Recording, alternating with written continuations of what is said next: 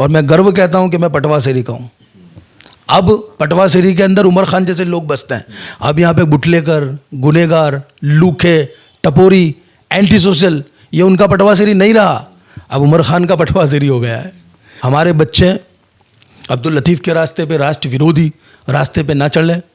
हमारे बच्चे दाऊद इब्राहिम के रास्ते पे ना चले, राष्ट्र विरोधी रास्ते पे ना चले, बल्कि इरफान पठान, यूसुफ पठान, सानिया मिर्ज़ा, सफ़ीन हसन, नूरुल हसन, ऐसे लोगों के रास्ते पे चल करके राष्ट्रवादी मुस्लिम बन करके मुस्लिम समाज का, मुस्लिम कम्युनिटी का, मज़हब इस्लाम का एक बेहतरीन चेहरा भारत और पूरे विश्व के सामने रखें। नमस्कार, आदाब, आप तक समाचार में स्वागत है आपका। बात करेंगे हम आज एक मुस्लिम ऐसे चेहरे से जिनसे आप भी जो है मुखातिब हैं और वो कोई पहचान के मोहताज नहीं है, काफ़ी काम किए हुए हैं, चाहे पार्टी कोई भी रही हो, लेकिन मुस्लिम समाज के लिए और गुजरात के तमाम गुजराती वासियों के लिए आवाज़ें बनकर उभरे हैं। सीधा हम बात करेंगे पटवासेरी में रहने वाले एक सामाजिक कार्यकर्ता से जिनकी जीवन की शुरुआत हुई। उमर खान पठान की हम बात कर रहे हैं, जिन्हें मुस्लिम राष्ट्रीय मंच में संयोजक बनाया गया है। सीधा हम उनसे कुछ सवाल लेंगे और आपके तक ये बात पहुंचाएंगे कि किस तरह से आने वाले दिनों में ये लोगों की आवाज़ बनकर उभरेगी। अस्सलाम वालेकुम। क्या कहोगे सर? मेरा नाम उमर खान है, मैं अहमदाबाद का संयोजक हूँ मुस्लिम राष्ट्रीय मंच का। जिस तरह से पिछले दिनों हम देखा करते थे कि जब कभी भी मुसलमान समाज हो या गुजरात के रहवासी हो, गुजरात की जनता हो, उनके ऊपर कोई ऐसी आफत आई हो, कोविड जैसी भी हो या किसी भी प्रकार के कोई, तो उमर खान उनकी आवाज़ बनकर उभरे हैं, निकले हैं। ये वो समय था जब आप कांग्रेस से जुड़े हुए थे, कांग्रेस में एक होद्देदार थे। उसके बाद आपने कांग्रेस छोड़ी और आप जो भारतीय जनता पार्टी के साथ जुड़े और आज मुस्लिम राष्ट्रीय संघ में आपको संयोजक बनाया गया है। तो उमर खान की पहल इस पार्टी में रहने के बाद भी यही रहेगी और उमर खान का लहजा और काम करने का जो है तरीका वही रहेगा, बदला जाएगा? देखिए, अभी मैं अहमदाबाद संयोजक हूँ मुस्लिम राष्ट्रीय मंच में, और मुस्लिम राष्ट्रीय मंच जो है वो दिल्ली से चलता है, केंद्र से चलता है, और हमारे प्यारे सम्माननीय आदरणीय इंद्रेश कुमार भाई साहब, जिनको प्यार से पूरा हिंदुस्तान का कार्यकर्ता मुस्लिम राष्ट्रीय मंच का भाई साहब के नाम से बुलाता है, उन्होंने एक बिखरे हुए मोती जो पूरे भारतवर्ष में पड़े थे, कोई गुजरात में था, कोई महाराष्ट्र में था, कोई राजस्थान में था, ऐसे बिखरे हुए मोतियों को एक धागे में पिरोने का काम किया, और उस धागे में पिरोने के बाद में फिर उस माला का, उस तस्बीह का नाम रखा मुस्लिम राष्ट्रीय मंच। आज 24 दिसंबर है 2023 को मुस्लिम राष्ट्रीय मंच के 21 साल पूरे होते हैं। मैं आपके माध्यम से, आप तक चैनल के माध्यम से, जो भी आपके श्रोतागण हैं, उन लोगों को मुस्लिम राष्ट्रीय मंच के साथ में जुड़ने का आह्वान करता हूं। ये एक ऐसा संगठन है जो सीधे सीधे तालीम, तहजीब और तरक्की की तरफ आपको दावत देता है। आप अपने विस्तार की, अपने शहर की, अपने गांव की छोटी बड़ी समस्याओं को अपने पार्षद के पास, अपने विधायक के पास, अपने उच्च नेताओं के पास एक सेतु के माध्यम से सीधे सीधे मुस्लिम समाज और सरकार के बीच में एक सेतु के माध्यम से अपनी बात को रख सकते हैं। और जो विपक्षी लोग आपको CAA, NRC, कोरोना, ऐसे मुद्दों पे जो आपको भटकाया और युवाओं की जवानियों को बर्बाद करने का काम किया, जिन पे खोटे केस हो गए, वैसे विपक्षियों की चाल में ना आकर वो खुद के लाभ को देखकर ऐसे हजारों युवाओं की जवानी को, जिन्होंने अहमदाबाद में, गुजरात में, भारत में बदनाम करने का और बर्बाद करने का काम किया। मेरा यही मानना है कि एक राष्ट्रवादी सरकार, एक राष्ट्रवादी संगठन है, आप मुस्लिम राष्ट्रीय मंच के साथ में जुड़ें और किसी के बहकावे में आकर अपने गांव, अपने शहर, अपने क्षेत्र में किसी भी तरह की समस्या जो हो वो सीधे सीधे सरकार तक लेके जाएं। और सरकार का ये काम है कि वो शहर हो या गुजरात हो या भारत हो, वो किसी का भी भेदभाव करे बिना आपको सबको काम करके देती है। जब आप 100 डायल करते हैं तो आप उमर भाई हो या उमेश भाई हो, आपसे नहीं पूछा जाता। जब आप 101 नंबर डायल करते हैं तो आपको मदद पहुंचा दी जाती है, आपको उमर भाई हो या उमेश भाई हो नहीं पूछा जाता। जब आपको माँ वात्सल्य कार्ड, आयुष्मान कार्ड, जो भी गुजरात सरकार की योजना है, जब आप उसका लाभ लेने के लिए जब सेंटर पे जाते हो तो आप उमर भाई हो या उमेश भाई हो, आपसे नहीं पूछा जाता। जब आप अपने बच्चों को लेकर सरकारी दवाखानों में जाते हैं, सरकारी स्कूलों में जाते हैं, तो बच्चा कौन है, पेशेंट कौन है, उमर भाई है या उमेश भाई, आपसे नहीं पूछा जाता। तो किसी भी विपक्षियों के भेदभाव में आए बगैर, उनकी बातों में वर्ग लाए बगैर, आप सीधे सीधे संगठन के साथ में जुड़िए, सरकार के साथ में जुड़िए और अपने विकास, अपने क्षेत्र, अपनी जो भी छोटी बड़ी समस्या हैं वो अपने नेताओं तक लेकर के जाइए और उसका लाभ लीजिए। तो सर फिर ये क्यों कहा जाता है कि जय श्री राम के नारे उमर भाई को ही पकड़ के लगवाए जाते हैं, उमेश भाई से तो ये कहा नहीं जाता? तो ये जो लोगों की नीतियां हैं उसको भारतीय जनता पार्टी खंडित क्यों नहीं करती, उसकी आवाज़ क्यों नहीं बनती? राष्ट्रीय जो मंच है वो भी और भारतीय जनता पार्टी। देखिए, पूरा भारत बहुत विशाल है जिसमें करीबन 140 करोड़ लोग बसते हैं।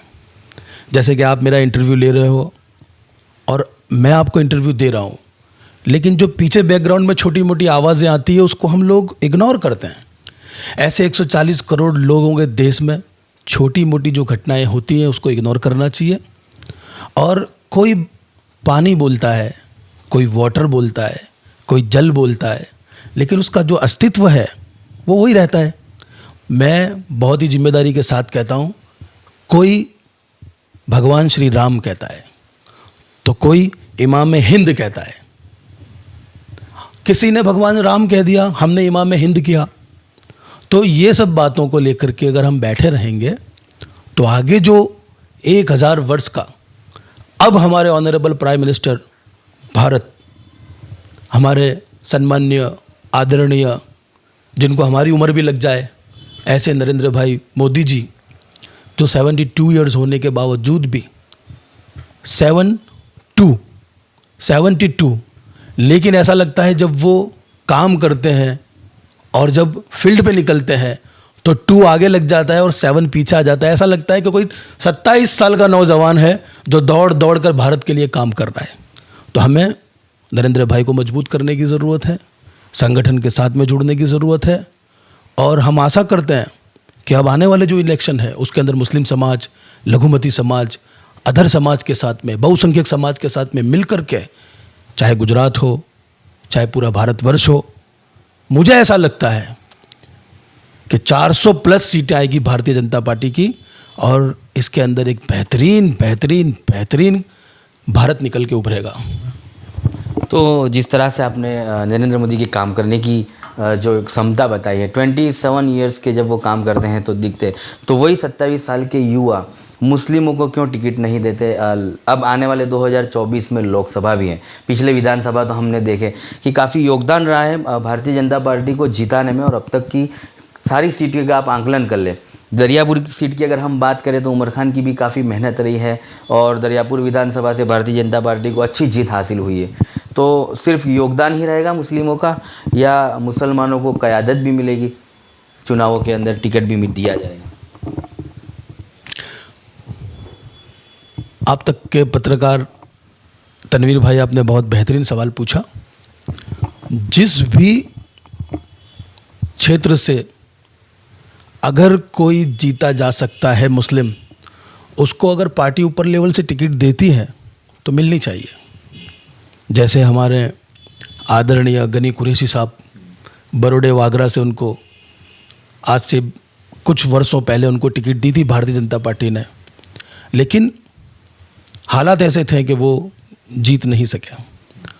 तो इसमें सीमाकरण देखा जाता है, जितने माथे उतनी जितनी काबिलियत, वो हिसाब से टिकटें मिलती है। तो अगर कोई जगह से मुस्लिम समाज जीत के आता है, मुस्लिम बंदा जीत के आता है, चाहे वो महिला हो या पुरुष हो, तो पार्टी देगी। आपने देखा होगा गुजरात में सैकड़ों पार्षद है भारतीय जनता पार्टी के, मुस्लिम समाज के सैकड़ों पार्षद हैं। तो भारतीय जनता पार्टी मुस्लिम है या फलां है ऐसा नहीं देखती। भारतीय जनता पार्टी का स्लोगन यह है, सबका साथ, सबका विकास, सबका विश्वास, सबका प्रयास। लेकिन सर, अहमदाबाद में दुख की बात है कि एक भी पार्षद को टिकट दी नहीं थी मुस्लिम को, और मुस्लिम यहाँ पर पार्षद नहीं है अहमदाबाद में। ये और बात है, गुजरात में पार्षद होंगे भी, लेकिन उमर खान जैसे जो मुस्लिम युवा काम करते आ रहे हैं पहले से राजनीति में और सामाजिक काम करते आ रहे हैं, जिनको भारतीय जनता पार्टी को ऐसे युवाओं की बहुत ज़रूरत भी है। तो सिर्फ हम ये चाहते हैं और हमारा समाज और ये जो तमाम गुजरात के देशवासी हैं वो भी ये चाहते हैं कि जिस तरह से बाज़ारों में गंगा जमनी तहजीब दिखाई पड़ती है, जहाँ से आप बैठते हैं, जहाँ आपकी ऑफिस है, मकान है, वहाँ पर एक बड़ा बाज़ार आया हुआ है 3 दरवाज़ा, जहाँ पर हिंदू मुस्लिम तमाम धर्म के लोग, समुदाय के लोग आते हैं, बाज़ारों में खरीदी करते हैं। ऐसा ही पॉलिटिकल पार्टी में भी एक सेकुलरिज्म दिखना चाहिए, ज़िंदा रहना चाहिए और गंगा जमनी तहजीब के तहत वहाँ पर सीटें बंटनी चाहिए। तो उसको लेकर आने वाले चुनाव में भारतीय जनता पार्टी किस तरह से मुस्लिमों को देखेगी और टिकट देगी?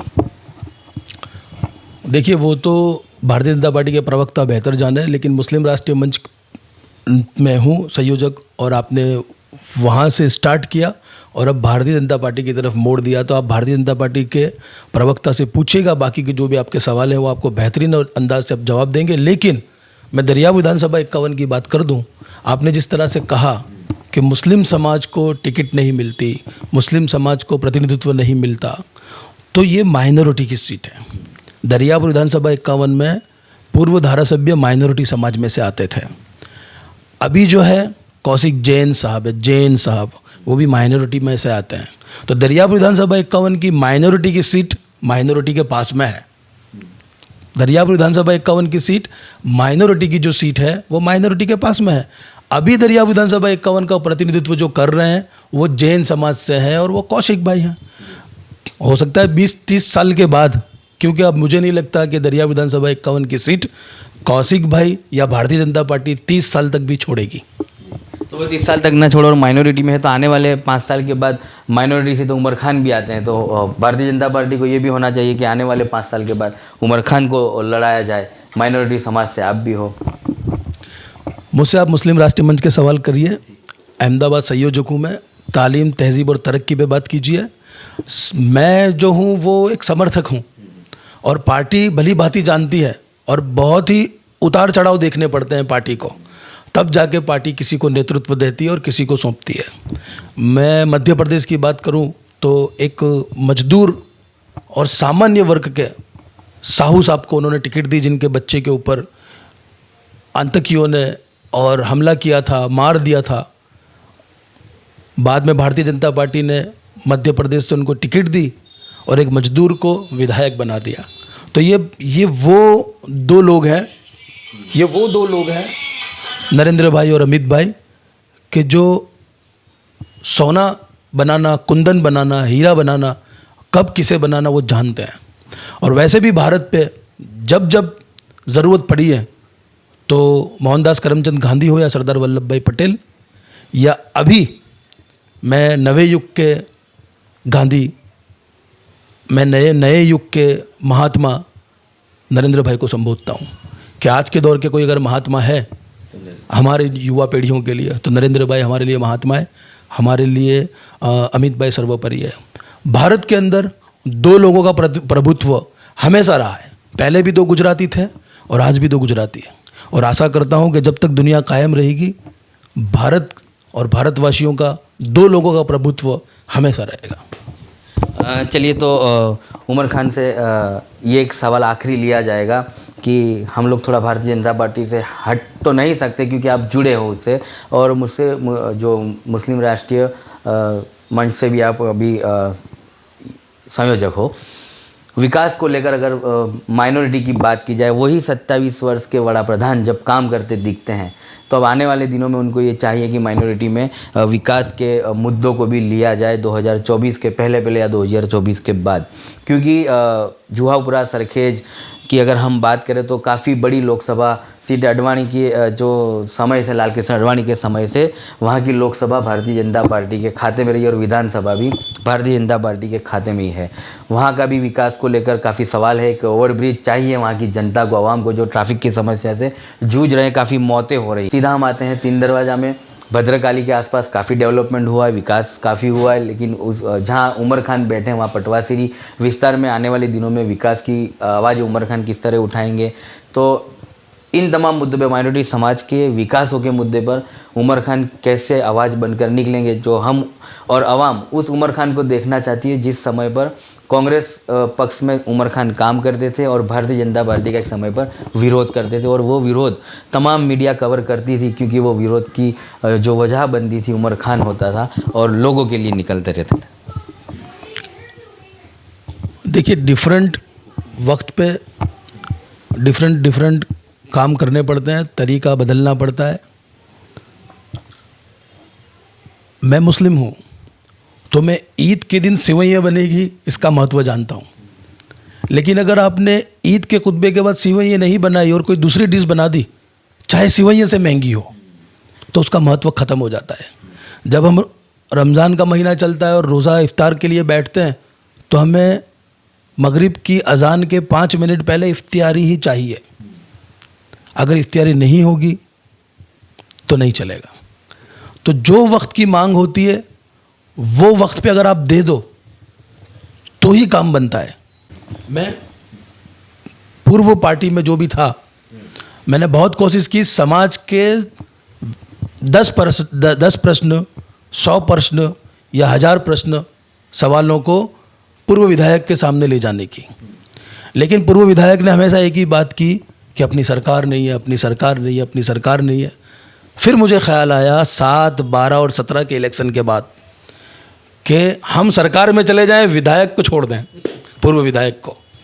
तो हम दरियाव विधानसभा 51 के पूर्व विधायक को छोड़ करके समग्र दरियाव विधानसभा 51 के आवाम को ओटला बैठक, खाटला बैठक, tea meeting, door to door campaigning करके हमने बहुत समझाया कि भाई हम लोग सत्ता के साथ में हो जाएं और हमारे जो भी छोटे बड़े प्रश्न हैं वो हम लोग हमारे विधायक के सामने रखें, वर्तमान विधायक के सामने रखें। और वर्तमान विधायक गुजरात में विधानसभा में अपने प्रश्न उठाएंगे और वो बात हमारे केंद्र तक जाएगी, और जो काम हमारा 15 दिन में होता था, 2 महीने में होता था, वो 15 घंटे में होगा, 2 महीने की जगह पे 10 दिन में होगा।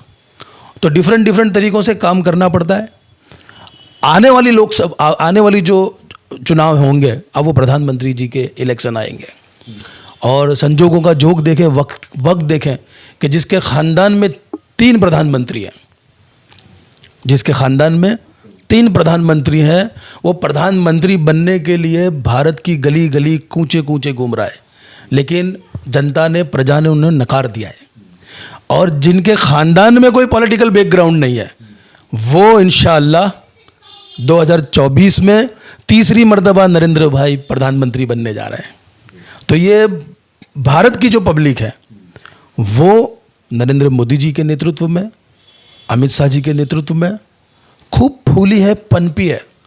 तो अल्हम्दुलिल्लाह ऊपर वाले का करम है। आप वैसे ही आने वाले दिनों में मुस्लिम राष्ट्रीय मंच के अंदर रह करके एक राष्ट्रवादी मुस्लिम की तरह, राष्ट्रवादी मुस्लिम क्या होता है? राष्ट्रवादी मुस्लिम वो होता है जो सिग्नल बंद होने के बाद में सिग्नल पे खड़े रहता है, सिग्नल तोड़ता नहीं है। राष्ट्रवादी मुस्लिम वो होता है जो समाज के लिए अच्छा काम करे, बेहतरीन काम करे और समाज के दूषणों से दूर रहे। और राष्ट्र विरोधी मुस्लिम वो होता है कि जो समाज के अंदर दूषण पैदा करता है। तो हम चाहते हैं कि आने वाले दिनों में हमारे बच्चे अब्दुल लतीफ़ के रास्ते पे, राष्ट्र विरोधी रास्ते पे ना चले, हमारे बच्चे दाऊद इब्राहिम के रास्ते पे ना चले, राष्ट्र विरोधी रास्ते पे ना चले, बल्कि इरफान पठान, यूसुफ पठान, सानिया मिर्ज़ा, सफ़ीन हसन, नूरुल हसन, ऐसे लोगों के रास्ते पे चल करके राष्ट्रवादी मुस्लिम बन करके मुस्लिम समाज का, मुस्लिम कम्युनिटी का, मज़हब इस्लाम का एक बेहतरीन चेहरा भारत और पूरे विश्व के सामने रखें। तो ये आने वाले दिनों में मुमकिन है कि राष्ट्रवादी मंच के माध्यम से विस्तारों के विधायक को आप मिले और माइनॉरिटी विस्तार के विकासों पर बात करें। यकीनन हमारे विस्तारों में विधायक हों, पार्षद हों, पुलिस अधिकारी हों, वो हेल्प कर सकते हैं, लेकिन हमारे सामाजिक लोग, जो युवा है, जो लोकल आगेवान है, उन लोगों को अपने विस्तार के अंदर निकलना पड़ेगा और निकलने के बाद में उनको कहना पड़ेगा कि 3 दरवाजे की 3 कमान है, पटवा सिरी और 3 दरवाजे और लतीफ़ गली ढालगढ़ के बीच में 3 दरवाजे की 3 कमान के अंदर मैं पटवा सिरी में रहता हूँ और मैं गर्व कहता हूँ कि मैं पटवा सिरी का हूँ। अब पटवा सिरी के अंदर उमर खान जैसे लोग बसते हैं। अब यहाँ पे बुटलेकर, गुनेगार, लूखे, टपोरी, एंटी सोशल, ये उनका पटवा सिरी नहीं रहा, अब उमर खान का पटवा सिरी हो गया है। तो मैं चाहता हूँ कि मेरे यहाँ के विस्तार के जो बच्चे हैं वो डॉक्टर बने, एडवोकेट बने, इंजीनियर बने, बड़े पदों पे बैठें, लाल लाइट लेकर के मोहल्ले में साइलेंट बजा के अगर जब आए तो खाटले पर बैठी उसकी दादी, उसकी नानी, आंख में उसके आंसू आ जाए कि मेरा बच्चा अधिकारी बन गया। और उसी के लिए भारतीय जनता पार्टी का ये है स्लोगन, सबका साथ, सबका विकास, सबका विश्वास, सबका प्रयास। ये पहला प्रधानमंत्री है भारतीय जनता पार्टी के अंदर जिसने आज़ादी के बाद में पहली मर्तबा इन्होंने कहा कि मैं मुस्लिम समाज के बच्चे के एक हाथ में कंप्यूटर और एक हाथ में कुरान देखना चाहता हूँ। बताओ इनके पहले कितने प्रधानमंत्री हो गए भारत के अंदर, किसने ये बात कही? या हमारे नरेंद्र मोदी साहब पर हमारी जानें कुर्बान, मेरी ज़िंदगी कुर्बान, हमारी जो बची कुची जो अल्लाह ताला ने जो लाइफ दी है, मेरे बस में अगर हो तो मैं मेरी ज़िंदगी भी दे दूं। जब मेरा प्रधानमंत्री जब सीढ़ियाँ चढ़ता है और लड़खड़ाता है तो हमें तकलीफ़ होती है, हमें दर्द होता है। कितना बर्डन, सारी दुनिया के तंज ताने बर्दाश्त करने के बावजूद आज वो मुस्लिम समाज का ही नहीं, एक भारत का भी कद बड़ा कर रहे हैं। पहले तुम देखो, हज पढ़ने के लिए जाते थे, उम्रा करने के लिए जाते थे, एयरपोर्ट पे बोर्डिंग पास के टाइम पर चेकिंग के दौरान इंडिया के मुसलमानों की क्या वैल्यू थी, लेकिन आज भारत के मुसलमानों की क्या वैल्यू है? भारत के मुसलमानों की नहीं, मैं कहता हूँ समग्र भारतवासियों की क्या वैल्यू है। चलिए, तो ये थे उमर खान, हमारे तमाम सवालों का बड़े सूझबूझ से जिन्होंने जवाब दिया और वो जवाब सूझबूझ से देना जानते भी हैं।